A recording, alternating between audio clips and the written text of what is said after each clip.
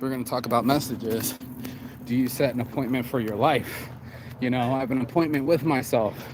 Myself needs me, and I need to meet with myself so we can have a conversation about determination and going when you don't have money and making it happen.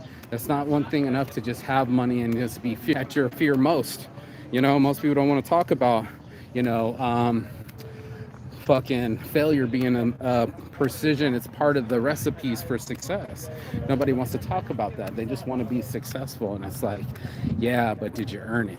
You know what I'm saying?